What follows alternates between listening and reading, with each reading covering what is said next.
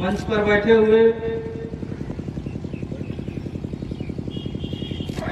सभी आदरणीय, उन सभी लोगों को मैं प्रणाम करता हूं।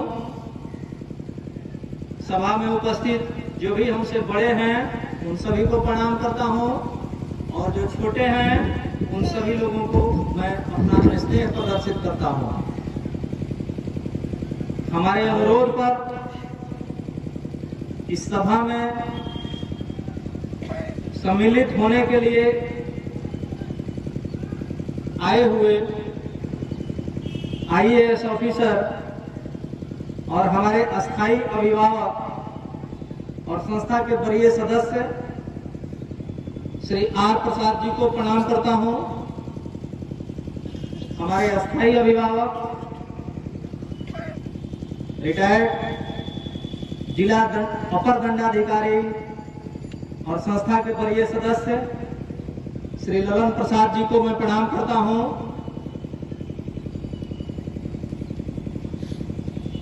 आप लोग इस कार्यक्रम में आए हैं हमारे कॉल पे, मैं आप सब लोगों का अभिनंदन करता हूं, आभार प्रकट करता हूं। बहुत ही अच्छा आयोजन किया गया है, और जिन लोगों का ये विषय है महिलाओं की, मंच पर बहुत सारगर्भित उपस्थिति है, जिसके लिए मैं आप सब लोगों को धन्यवाद करता हूं।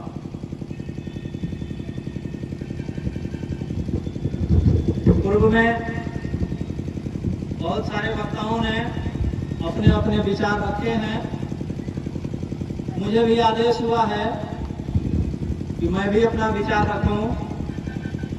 हमारे देश में प्राचीन काल से ही नारी को उच्च स्थान प्राप्त है। उस समय और आज भी नारी के बिना कोई भी धार्मिक कार्य अधूरा माना जाता था और अधूरा माना जाता है। हमारे प्राचीन ग्रंथों में कहा गया है कि जहां नारी की पूजा होती है वहां देवता निवास करते हैं, और जहां उनका निरादर होता है वहां तरह तरह की परेशानियां पैदा होती हैं। महात्मा गांधी ने भी कहा था कि अगर आप एक पुरुष को शिक्षित करते हैं तो आप सिर्फ एक व्यक्ति को शिक्षित करते हैं, लेकिन अगर आप एक स्त्री को शिक्षित करते हैं तो आप एक परिवार, एक राष्ट्र को शिक्षित बनाते हैं। गांधी जी के ये सब वास्तव में हमारे लिए कितने महत्वपूर्ण हैं, ये समझने वाली बात है, क्योंकि शिक्षा सामाजिक विकास का प्रमुख सूचक है। व्यक्ति के सशक्तिकरण की प्रक्रिया शिक्षा से ही शुरू होती है। पूर्व के कुछ वक्ताओं ने इस बात पर बोला है कि बेटी शिक्षित होगी। महात्मा गांधी ने भी बहुत पहले ये बात बोली है कि व्यक्ति के सशक्तिकरण की जो प्रक्रिया है वो शिक्षा से ही शुरू होती है। किसी भी समाज का विकास तभी संभव है जब समाज के भीतर निवास करने वाली जनसंख्या के प्रत्येक भाग की पूर्ण सहभागिता हो, और महिलाओं के सर्वांगीण विकास के लिए उनकी पूर्ण सहभागिता हो। ये बातें महिलाओं के प्रति भेदभाव मिटाने हेतु संयुक्त राष्ट्र संघ के घोषणा पत्र में कही गई है। महिला यानी विश्व की आदि शक्ति जो जननी व सृष्टि की निरंतरता को कायम रखती है, ये पूरे परिवार की जिम्मेवारी पूरी तत्परता से निभाती है। अगर वही शक्ति पीड़ित होगी और भेदभाव की शिकार होगी तो समाज कैसे आगे बढ़ेगा, चाहे वह भारत हो या कोई अन्य राष्ट्र। नारी सृष्टि का प्रमुख उद्गम स्रोत है। नारी सृष्टि का प्रमुख उद्गम स्रोत है। नारी के अभाव में समाज की कल्पना भी नहीं की जा सकती। बिना नारी के पुरुष अधूरा है। ये बातें हमारे कहने से नहीं, सभी लोग जानते हैं। समाज रूपी गाड़ी के दो पहिए हैं। पुरुष को सदैव शक्तिशाली माना जाता रहा है और स्त्री को अबला नारी। सच्चाई यही है कि स्त्री नहीं अबला है, नहीं अबला थी। वह साक्षात ममता की मूर्ति है, वह असहाय नहीं है। गुरु रविंद्रनाथ टैगोर ने लिखा है कि किसी भी राष्ट्र के उत्थान और पतन के लिए महिलाएं ही जिम्मेवार होती हैं। पुरुषों के किसी आंदोलन की प्रेरणा स्रोत भी महिलाएं ही होती रही हैं। भारत के भाग्य को आकार देने में महिलाओं ने अहम भूमिका निभाई है। राष्ट्रीय एकता और अखंडता में प्राचीन काल से ही अपनी भूमिका मनसा वाचा कर्मणा बखूबी निभाई है। आज हम खेत खलिहान से संसद भवन तक महिलाओं की सहभागिता को स्पष्टतः देख रहे हैं। एक प्राचीन कहावत है कि प्रत्येक व्यक्ति की सफलता के पीछे किसी न किसी महिला का ही हाथ होता है। इस कहावत के साथ यह भी कथन उतना ही सत्य है कि किसी भी राष्ट्र की प्रगति में महिलाओं का महत्वपूर्ण योगदान होता है। महिला प्रेम पात्र पुत्री है, स्नेहमयी भगिनी है, कर्तव्यशील पत्नी है और भविष्य के नागरिकों की माता है। परिवार एवं समाज की केंद्र नारी होती है, ऐसा सभी लोग जानते हैं, ऐसा सभी लोग मानते हैं। जहां तक राष्ट्रीय एकता और अखंडता का प्रश्न है तो इतिहास साक्षी है कि महिलाओं ने इस दायित्व को प्राण प्रण से निभाया है। वीरांगनाओं के जौहर से इतिहास के पृष्ठ भरे पड़े हैं। रजिया सुल्तान ने दिल्ली की सल्तनत को मात्र 3 वर्षों के शासनकाल में एक एवं साम्य यूनिटी एंड सिमिलरिटी का अद्भुत तादात्म्य स्थापित किया। महारानी लक्ष्मीबाई की गरिमामयी हुंकार ने मरते दम तक अंग्रेजों को चने चबवा दिए। महारानी अहिल्याबाई होलकर, दुर्गावती एवं काठियावाड़ की राजाबाई ने अपने अदम्य सौम्य का परिचय दिया। माँ की ममता, उदारता एवं सहिष्णुता से कोई भी व्यक्ति जीवन के सभी मूल्यों को ग्रहण कर सकता है। किसी भी जीव पुरुष के व्यक्तित्व का निर्माण उसकी माता करती है। शिवाजी की माता जीजाबाई हो, लव कुश की माता सीता हो, भरत की माता शकुंतला हो, मुसोलिनी की माता सिन्योर हो या जॉर्ज वाशिंगटन की माता इसके उदाहरण हैं।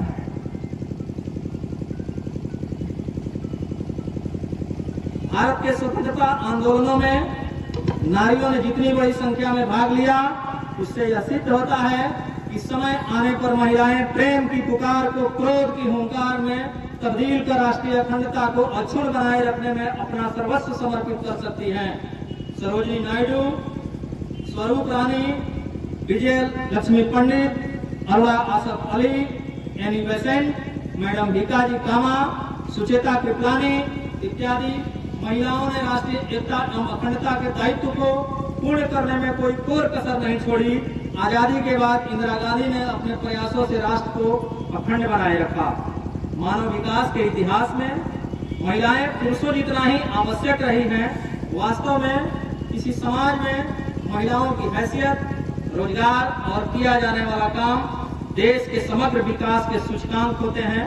राष्ट्रीय गतिविधियों में महिलाओं की भागीदारी के बिना राष्ट्र की सामाजिक, आर्थिक या राजनीतिक विकास पकड़ा जाता है।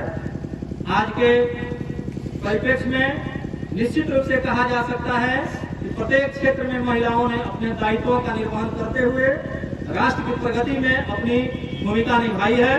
महिलाओं ने इस पुरातन युक्ति को चरितार्थ कर दिखाया है कि यदि पुरुषों में छात्र तेज है तो महिलाओं में दैवीय शक्ति है।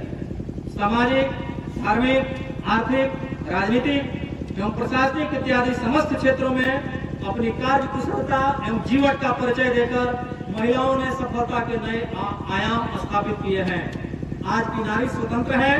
सत्ता की कुर्सी हो या खेल का मैदान, वैज्ञानिक अनुसंधानों की प्रयोगशाला हो या कला साहित्य का संसार, सेना का कार्य हो या आकाश में विचरण, समुद्र के अंदर का कार्य हो या भूतल में, आज नारी के लिए प्रत्येक क्षेत्र का द्वार पूर्ण रूप से खुला हुआ है। इतिहास साक्षी है कि जब जब समाज या राष्ट्र ने नारी को अवसर प्रदान किया है, तब तब नारी ने विश्व के समक्ष श्रेष्ठ उदाहरण प्रस्तुत किया है। मैं महिलाओं की उपलब्धियों को गिनाना शुरू करूं तो अंतर्राष्ट्रीय, राष्ट्रीय और क्षेत्रीय स्तर पर मुझे 3 दिन लगेंगे, लेकिन क्योंकि समय सीमित है, राजनीतिक परिदृश्य में देखें तो कई महिलाएं अंतर्राष्ट्रीय और राष्ट्रीय स्तर पर मजबूत पहचान बनाई है, तो कई क्षेत्रीय स्तर पर मजबूती से छाई हुई है। पशु उत्थान एवं पर्यावरण सुरक्षा जैसे कार्यों द्वारा मेनका गांधी ने एक अनुकरणीय उदाहरण प्रस्तुत किया है। सामाजिक कार्यकर्ता मेघा पाटेकर ने निरंतर अपने कार्यकलाप को एवं सक्रियता से महिलाओं को जागृत एवं क्रियाशील होने की सीख देने में सफल रही है। प्रशासनिक फलक पर दृष्टिपात करें तो किरण देवी शरीफी पुलिस अधिकारी न केवल अनुशासन एवं सख्त रवैये से चर्चित रही, बल्कि तिहाड़ जेल में उन्होंने जो कैदी सुधार एवं अन्य सांस्कृतिक कार्यक्रम संचालित किए, जिससे कितने ही कैदियों ने तामसिक कार्य को त्याग कर सात्विक मार्ग का अनुसरण किया। भारत की प्रथम महिला विदेश सचिव चोकिला अय्यर ने अपनी प्रशासनिक दक्षता सिद्ध करते हुए भारत की छवि को अंतर्राष्ट्रीय स्तर पर उजागर किया। एवरेस्ट की चोटी फतह करने वाली बछेंद्री पाल एवं संतोष यादव के प्रयास उनके गहन श्रम की परिणति थी। इंग्लिश चैनल पार कर आरती शाह ने राष्ट्रीय स्तर पर प्रशंसा प्राप्त की। वहीं विश्व एथलेटिक्स में पदक जीतकर सीमा अंतिल ने एवं एशियाड में पदक जीतकर पीटी उषा ने राष्ट्र का गौरव बढ़ाया। टेनिस खेल में सानिया मिर्जा ने अंतर्राष्ट्रीय स्तर पर धूम मचाकर भारत को विश्व स्तर पर एक पहचान दिलाया। राष्ट्र के विभिन्न खेलों का प्रतिनिधित्व करने वाली इन महिलाओं के प्रदर्शन से संपूर्ण राष्ट्र कृतार्थ हुआ।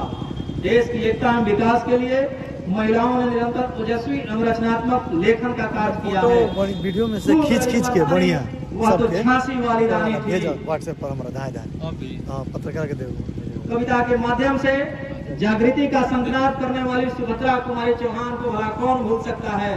महादेवी वर्मा, अन्नपूर्णा देवी, महाश्वेता देवी, मृदुला गर्ग, प्रभा खेतान, इंदिरा गोस्वामी, शोभा डे, अरुंधति राय, रोमिला थापर जैसी लेखिकाओं ने राष्ट्रीय महत्व के मुद्दे को दृष्टिगत रख अपनी सृजनशीलता का बहुत अच्छा परिचय दिया है। आज महिलाओं को विभिन्न रंगमंचों एवं ललित कलाओं में के माध्यम से राष्ट्रीय उत्थान का अलग जगाना चाहिए। यामिनी कृष्णमूर्ति, सोनल मानसिंह एवं MS सुब्बालक्ष्मी से सबक लेना चाहिए। लता मंगेशकर